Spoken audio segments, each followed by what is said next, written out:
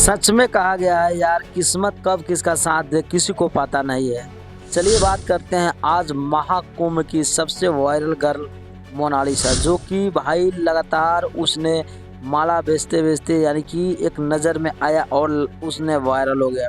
सबको पता होगा कि भाई मोनालिसा को कुछ दिन पहले भाई दुनिया में कोई भी नहीं जानता था, कोई भी नहीं पहचानता था। सिर्फ एक माला बेचने वाली का नज़र यानी कि बंजारन की नज़र से देखा जाता था।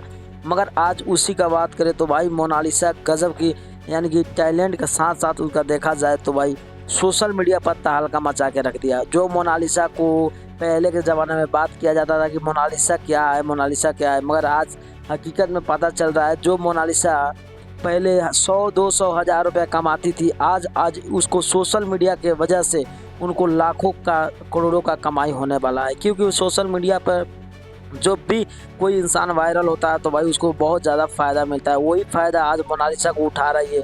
जो मोनालिसा आज अपने देख रहे हैं खेतों में और जहाँ भी जा रही है वहाँ पर अपना ब्लॉग बना रही है और अपलोड कर दे रही है। तो भाई ये बहुत अच्छा बात है कि कहते हैं ना कि किस्मत साथ दे तो भाई हीरे कोयले में भी हीरा निकल जाता है। वही हुआ, आज बंजारन की लड़की लगातार वायरल बन गई और पैसा सोशल मीडिया से